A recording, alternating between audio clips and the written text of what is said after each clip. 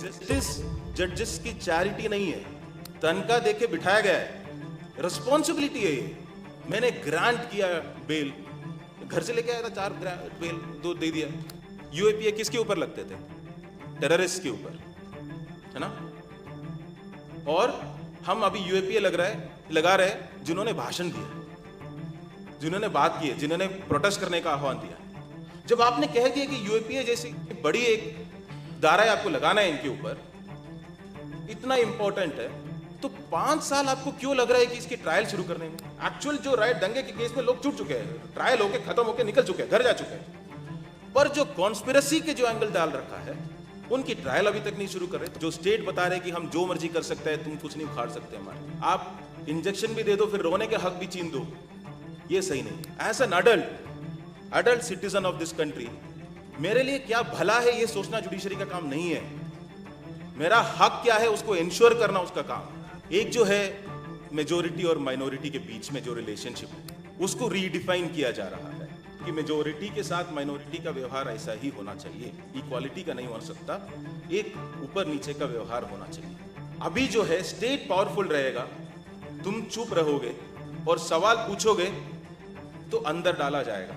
मेरे ऊपर भी 2 एफआईआर है। एक तो shame on you prime minister tweet करने पे एफआईआर, उसमें ये कह रहे हैं कि मैंने रिलीजियस सेंटिमेंट्स हर्ट किया। ऑफ कोर्स तो भगवान ही बन गए। जिनको लगता है कि सरकार गलत कर रहा है और सरकार जो भी कर रहे हो उस देश के हित में नहीं है, फिर भी अपना फायदा के लिए चुप रहते हैं ना, वो देशद्रोही।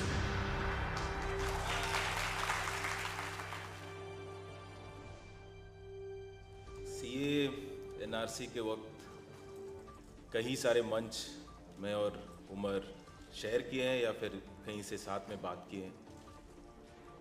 मुझे नहीं लगता जो मैं बोलता था और वो बोलते थे उसमें कुछ ज़्यादा फर्क था।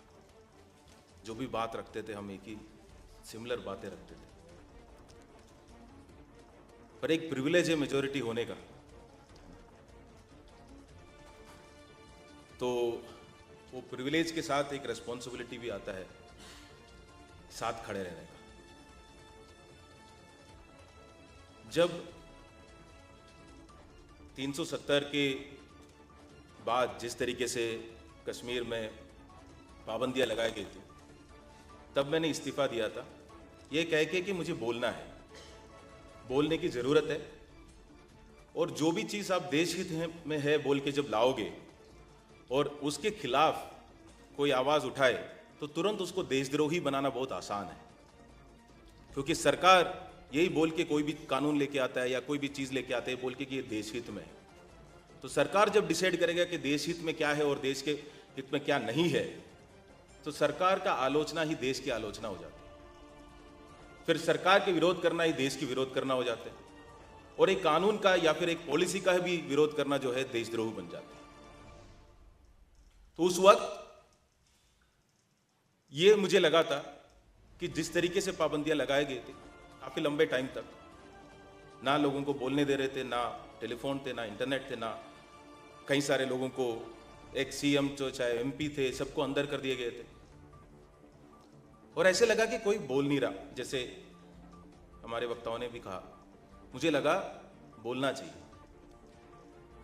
ठीक है, आईएएस एक नौकरी है, कर रहे थे, पर इसमें रहते हुए बोलना मुश्किल है क्योंकि बहुत सारे कंडक्ट रूल्स है। तो ये इसको छोड़ देते हैं, इस्तीफा देते हैं, और उसके बाद अपनी बात रखते हैं। बात है कि 6 साल हो गया, मेरी इस्तीफा अभी तक मंजूरी नहीं हुई, वो वैसे के वैसे रखा हुआ है। क्या है मुझे नहीं पता क्या प्रॉब्लम, पर इसका ये भी मतलब है कि मैं अभी भी जो भी बोलूं वो भी ऐसे ही होगा कि मैं सर्विस में रहते हुए बोल रहा हूं, इसलिए सरकार के खिलाफ बोल रहा हूं, इसलिए मेरे ऊपर कानूनी कार्रवाई हो सकता है। पर बोलना जरूरी समझा, और उसी दौर लोगों से मिलने लग गए। करीबन 2019 अगस्त की बात है, जब अगस्त एंड की बात है, जब चेन्नई में एक टॉक में गया, और ऐसे मैं कह रहा था कि जो भी हम कर रहे हैं वो सही नहीं है। आप जो भी निर्णय लेना है, सरकार का जो भी निर्णय लेने का अधिकार वो तो है, पर उसके प्रक्रिया, उसके अपना रिएक्शन देने का जो राइट है, हक है, वो जनता का रहता है, उसको आप छीन नहीं सकते। आप इंजेक्शन भी दे दो फिर रोने के हक भी छीन दो, ये सही नहीं। तो ये मैं बोल रहा था, तो एक लड़की थी चेन्नई में स्पीच में, तो उसने ऐसे उठ के बहुत इमोशनली बोला है कि ये सब फालतू की फ्रीडम ऑफ राइट, ये सब जो आप कह रहे हो थियोरेटिकली बहुत अच्छा लगता है सुनने में, पर अगर मैं नागरिक ही नहीं रहूंगी तो ये कौन सी राइट की बात कर रहे हैं आप। तभी मेरा जो एक्सपोजर था CA/NRC को लेकर वो हुआ। शी वॉज फ्रॉम बंगाल, तो तभी मैं महाराष्ट्र आया वापस, and she was a Hindu, she is a Hindu. So Muslim friends थे, उनसे बात किया और उनसे यही मैंने बोला कि ऐसे ऐसे बात हो रहा है उधर, और शी इज़ वेरी स्केर्ड, उसको डर लग रहा है बहुत। तो इन्होंने इमीडिएटली मुझे अभी भी याद है, एकदम सफ़ेद दाढ़ी, एकदम आंखों से ना आंसू निकलने लगे वो दाढ़ी में ऐसे, और बोला कि कनन तुम्हें आइडिया नहीं है हम लोग क्या डॉक्यूमेंट इकट्ठा कर रहे हैं, क्या क्या डॉक्यूमेंट चाहिए मुंबई में। तब मुझे लगा इसके खिलाफ तो कुछ करना पड़ेगा, मुझे कुछ तो ट्रैवल करना पड़ेगा, जाना पड़ेगा, लोगों से बात करना पड़ेगा। तो उसने एक बात कही मुझे कि मेरा जो दादा है वो शायद सुभाष चंद्र बोस के साथ INA में लड़ाई किए थे, तो उनका कुछ सर्टिफिकेट होगा, वो अगर मिल जाए तो हम सेफ हैं, कोई प्रॉब्लम नहीं होगा। तो मैं भी बिल्कुल जोश में उसको कहा कि अगर वो मिल भी जाए ना तो तुम जला देना उसको, क्योंकि तुम्हारे पास तो है, बाकी लोगों के पास ऐसे सर्टिफिकेट तो होगा नहीं, तो वो क्या करेंगे अपने नागरिकता प्रूव करने के लिए। तो उसने मुझे बहुत अच्छा जवाब दिया, तो बोला कि कन्नन तुम सारे कागज जला सकते हो फिर भी तेरे ऊपर कुछ नहीं आएगा, मैं सारे कागज इकट्ठा करूं तो भी मेरे ऊपर आ सकता है, तो तुम मुझे लेक्चर मत दो, ये फालतू के लेक्चर मुझे मत दो। तब मुझे रियलाइजेशन हुआ मेरे पास भी नहीं है, पर मुझे वो डर ही नहीं है। मेरा कोई व्हाट्सएप ग्रुप में चल रहा है कि ये डॉक्यूमेंट होना चाहिए, नहीं होना चाहिए, मुझे वो डर है ही नहीं अंदर, क्योंकि प्रिविलेज है। वो प्रिविलेज का एहसास हुआ, तब मुझे लगा कि अब नौकरी तो रही नहीं इस्तीफा देने के लिए दोबारा, तो ट्रैवल करना चाहिए। वो उस दौरान उमर से कई बार मिला, मैं पर्सनली तो वैसे दोस्त की तरह तो कभी मिले नहीं, पर कई मंच शेयर किए हैं, एंड बहुत ऑनेस्टली बहुत इंप्रेस्ड हूं जो उनके थॉट प्रोसेस है। तो सबसे देखा जाए क्यों ये केस ऐसा है और नाम ऐसे क्यों है, देश में दो तरीके का, मेरा अंडरस्टैंडिंग से दो तरीके का नेगोशिएशन चल रहा है। एक जो है मेजॉरिटी और माइनॉरिटी के बीच में जो रिलेशनशिप है उसको रीडिफाइन किया जा रहा है कि मेजॉरिटी के साथ माइनॉरिटी का व्यवहार ऐसा ही होना चाहिए, इक्वालिटी का नहीं हो सकता, एक ऊपर नीचे का व्यवहार होना चाहिए।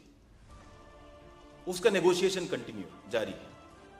उसी के साथ साथ एक और नेगोशिएशन हो रहा है, वो है स्टेट और सिटीजन के बीच, स्टेट और नागरिक के बीच। जो सत्ता या जो पावर स्टेट से धीरे धीरे नागरिक के तौर आ रहा था, सवाल पूछने का, खड़ा होने का, 100 लोग नहीं चाहिए सरकार से सवाल पूछने के लिए, एक आदमी भी सवाल पूछ सकता है, वो जो डायरेक्शन में हम जा रहे थे वहां से हट के नहीं, अभी जो है स्टेट पावरफुल रहेगा, तुम चुप रहोगे और सवाल पूछोगे तो अंदर डाला जाएगा। ये बहुत एक सिंपल, दोनों नेगोशिएशन चल रहा है, और ये केस मैं समझता हूं कि ये दोनों नेगोशिएशन का इंटरसेप्शन, जो मेजॉरिटी और माइनॉरिटी के बीच के रिलेशनशिप और स्टेट और सिटीजन, जो स्टेट बता रहे कि हम जो मर्जी कर सकते हैं, तुम कुछ नहीं उखाड़ सकते हमारे, उसकी अभी थोड़े वक्त पहले हम सुने, कह रहे थे कि मैं किसी के ऊपर आलोचना नहीं कर रहा हूं, पर शौक लगा कि कौन सी बेंच पे होगा, उसके बेसिस पे बेल मिलेगा कि नहीं मिलेगा, ये एंटिसिपेट करना पड़ रहा है लोगों को। कल क्या मतलब घर से झगड़ा करके आए तो बेल मिलेगा कि नहीं मिलेगा, इस पे भी सोचना पड़ेगा। मैच हार के आया या स्टॉक मार्केट गिर गया तो आज मेल नहीं मिलेगा। उनकी मूड थोड़ी ना है, जस्टिस जजेस की चैरिटी नहीं है, तनख्वाह देके बिठाया गया है, वो कोई चैरिटी सर्विस नहीं दे रहे जनता को। स्टेट की एक्सेसेस को रोकने का प्राइमरी काम है जुडिशरी का, इंडिविजुअल को स्टेट के एक्सेसेस से बचाने का ये काम है, ये उनकी प्राइमरी रेस्पॉन्सिबिलिटी है। मेरे ऊपर भी 2 एफआईआर है, एक तो shame on you prime minister tweet करने पे एफआईआर है, shame on you prime minister tweet करने। वो अहमदाबाद एसओजी में है, पता नहीं स्पेशल ऑपरेशंस ग्रुप में है या कुछ है, पता नहीं क्या है। मतलब उसमें ये कह रहे हैं कि मैंने रिलीजियस सेंटिमेंट्स हर्ट किया। ऑफ कोर्स तो भगवान ही बन गए, तो वो है। और दूसरा एफआईआर है, मुझे बोला कि वापस आओ सर्विस में, तो मैं बोला नहीं, मैं नहीं आ सकता, क्योंकि अभी जो भी काम है नागरिक के तौर पर करूंगा, अभी मैं वापस नहीं आ सकता। तो वापस ना ज्वाइन करने के लिए भी एक एफआईआर है। मैं पूछ रहा था क्या पकड़ के कलेक्टर पे कुर्सी पे बिठाओगे क्या, कि क्या करने वाले हो, मतलब इरादा क्या है इसका। पर मुझे यह बात था कि मैं जुडिशरी नहीं जाऊंगा, कोर्ट नहीं जाऊंगा। वो that is my commentary on the judicial system. मैं अपने केस में सोचा है कि मैं नहीं जाऊंगा। मेरा इस्तीफा नहीं हुआ 6 साल से, मैं नहीं गया कोर्ट, मैं नहीं गया कैट। वो एक सेइंग है ना, थप्पड़ से डर नहीं लगता, वो ये कि पुलिस का थप्पड़ से डर नहीं लगता साहब, जस्टिस की लेक्चर से लगता है। मैं जुडिशरी में जाके अपना केस लड़के उनके मुंह से लेक्चर नहीं सुनना चाहता कि आपको सर्विस में रहना चाहता था कि नहीं, आपको देश की सेवा करने का मौका था, आपने क्यों नहीं किया, आप ऐसे कर सकते थे, आप वैसे कर सकते थे। भाई अपना काम कर। As an adult citizen of this country, मेरे लिए क्या भला है ये सोचना जुडिशरी का काम नहीं है। मेरा हक क्या है उसको इंश्योर करना उसका काम है। ये समझना तुम लोगों के लिए ये सही होगा या गलत होगा, ये सब सोचना नहीं है। जुडिशरी का फंड भी जो है ना, वो पार्लियामेंट की वोटिंग से नहीं आता, उनको चार्ज वो करते हैं। क्यों? क्योंकि उनकी अकाउंटेबिलिटी एग्जीक्यूटिव से अलग होकर स्टेट पब्लिक के लिए है, रिस्पॉन्सिबिलिटी है ये। मैंने ग्रांट किया बेल, घर से लेके आया था 4 बेल, 2 दे दिया। काम है आपका देना, ये राइट है जो है उनको मिलना। लॉयर्स अपनी बात रखने से डरते हैं क्योंकि उनको लगता है कि कुछ बोल दिया और उस बात पे उनका जो जस्टिस है वो मूड पे डिपेंड होगा। तो that is not a very good commentary on our judicial system.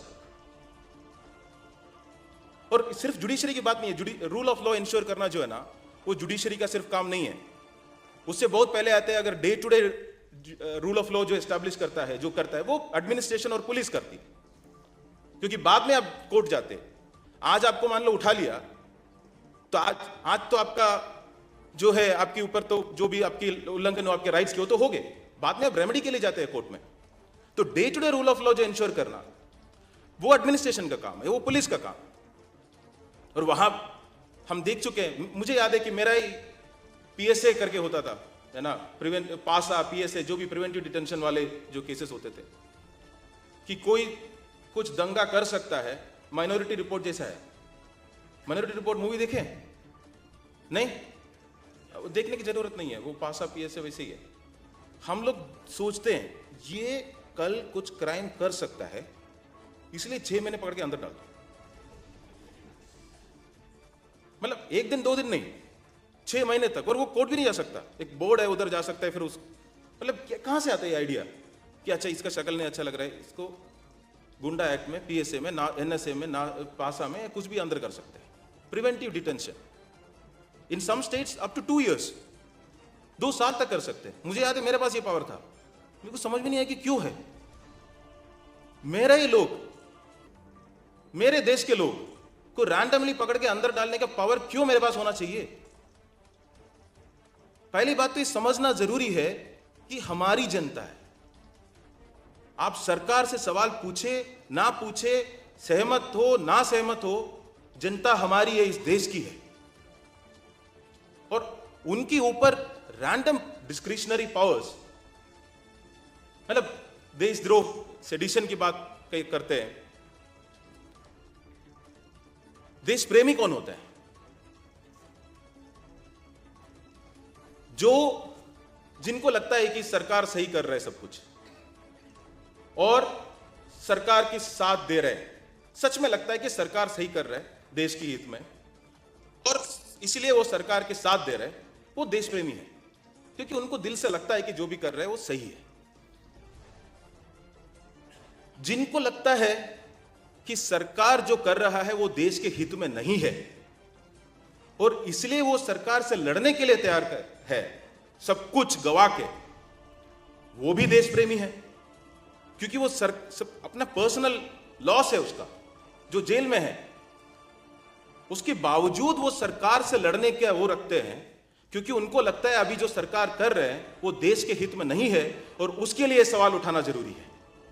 तो देश प्रेमी वो है। जिनको लगता है कि सरकार गलत कर रहा है और सरकार जो भी कर रहे है उस देश के हित में नहीं है, फिर भी अपना फायदा के लिए चुप रहते हैं ना, वो देशद्रोही है।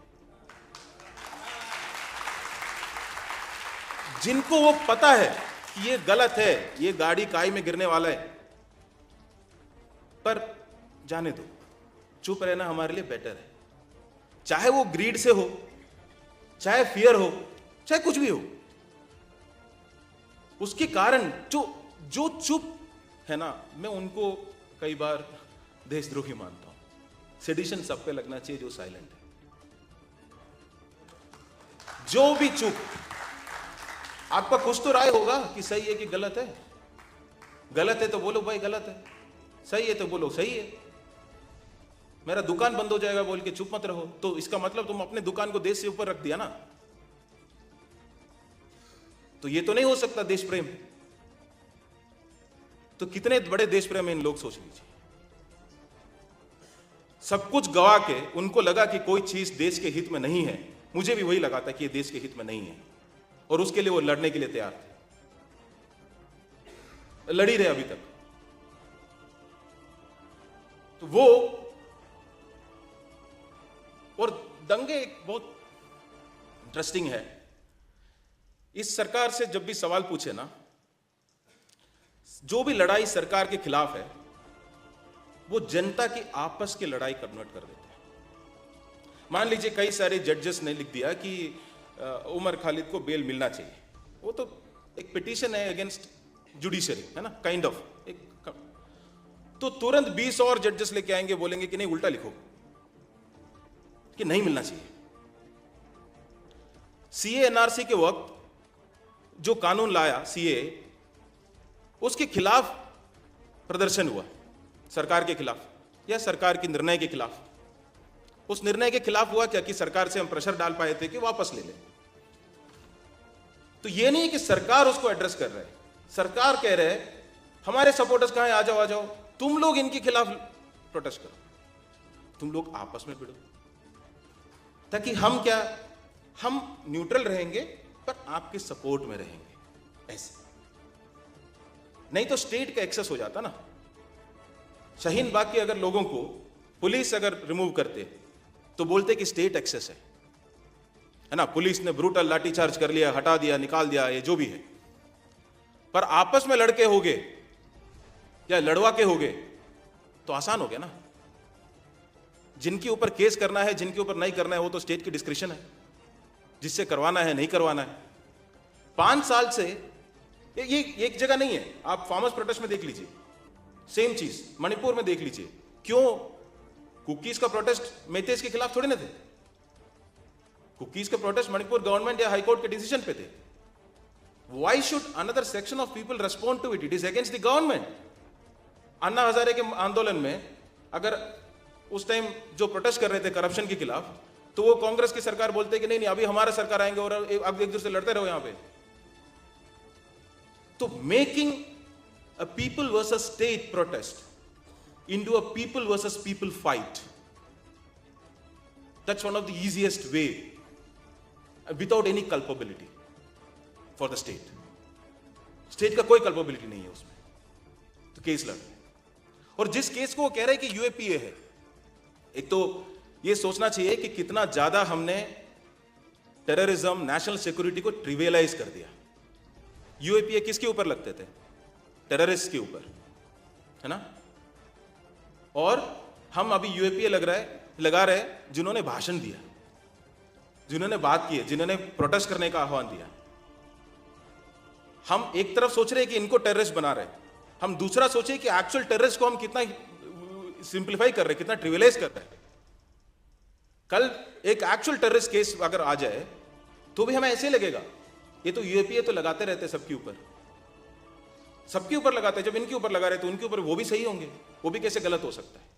जब आपने कह दिया कि यूएपीए जैसी बड़ी एक दायरा आपको लगाना है इनके ऊपर, इतना इंपॉर्टेंट है, तो 5 साल आपको क्यों लग रहा है कि इसकी ट्रायल शुरू करने में? आप खुद ही कह रहे हैं कि बहुत इतना सीरियस मामला है कि यूएपीए लगाना है, खुद ही कह रहे हैं। इस दौरान जो है कई सारे एक्चुअल केसेस, राइट्स के केसेस, उसकी डिसीजन हो चुके हैं, उसके एक्विटल्स हो चुके हैं, बहुत सारे में लोग छूट चुके हैं। एक्चुअल जो राइट दंगे के केस में लोग छूट चुके हैं, ट्रायल होके खत्म होके निकल चुके हैं, घर जा चुके हैं। पर जो कॉन्स्पिरेसी के जो एंगल डाल रखा है, उनकी ट्रायल अभी तक नहीं शुरू कर रहे। तो कितना ज्यादा लापरवाही है, कितना ज्यादा रिलैक्स्ड एटीट्यूड है, जिसको आप खुद ही सीरियस बोल रहा है, नेशनल सिक्योरिटी इश्यू कह रहा है, उस पर आपका ये रवैया है। तो या फिर आप इनकॉम्पिटेंट है या आप कॉम्प्लिसिट है, इनमें से एक तो है। काफी वक्त से कई बार लगता है कि कुछ बोलूं तो है ना उल्टा ना पड़ जाए, क्योंकि हम ये भी चाहते हैं कि बेल मिल जाए, ये भी हम जानते हैं कि कहीं ना कहीं चैरिटी ही है, नहीं होना चाहिए। पर ये पता है कि कोर्ट के उस दिन का मूड और क्या उनको लगता है, क्या उस चीज का कौन सी बेंच है, ये सब के ऊपर निर्भर रहेगा कि उनको बेल मिलता है कि नहीं। तो कुछ बोले तो नेगेटिव ना हो जाए। बट कितना टाइम चुप रहेंगे कि हाँ ये सोच के कि मिल जाएगा। ये होता ना अब्यूजर, कई बार लगता है कि जो अब्यूज करते हैं चुप रहेंगे तो शायद अब्यूज बंद हो जाएगा, पर एक वक्त के बाद आपको लगता है कि नहीं अभी बोलना पड़ेगा, ये नहीं हो सकता ऐसे, ये कब तक ये चलता रहेगा। इतना ही मैं बोलना चाहूंगा अभी। I hope all of them get bail, and bail is the least of the matter. Bail should have been given long back. And see, ये एक मेजर सारे प्रोटेस्ट में चलते हैं। मान लो प्रोटेस्ट की मांग कुछ है तो क्या करते हैं, 10 लोगों को उठा के 10 केसेस डाल देते हैं। तो उसके बाद क्या मांग रहते हैं, प्रोटेस्ट की मांग खत्म हो जाते हैं, लोग बोलते हैं कि हमको रिहा करो। मतलब लड़ रहे थे किसी बात के लिए, है ना, उनको पूरा उनकी मांगे अलग कर देते हैं। वो बोलते हैं कि हमारे बस केस वापस ले लो, बस इतना काफी है, हमारे बाकी सब छोड़ दो, हमारा केस वापस कर दो। तो हमें ये भी रियलाइज करना है कि बेल, दिस इज अ, मतलब in my mind there is no doubt, and we don't have to go into a lot of legalese and discussion and over rationalization of clear injustice. A lot of the discussion what I felt was over rationalization, मतलब बहुत ज्यादा उसको इम्पर्सनलाइज करते हुए, ऐसे लग ही नहीं रहे कि कोई एक्चुअली जेल में है, ऐसे लग रहा है कोई पत्थर है जेल में, अभी कभी मिल सकता है, नहीं मिल सकता है, उसका ये रीजन है, वो कानून है, ये कानून है। It's we are talking about human beings, we are talking about our people, not just in terms of our people, in terms of those who are ideologically aligned with us, but Indians. This is a question of whether as a state, as a country, we stand by our citizens or not, and whether judiciary supports us in this fight. Thank you.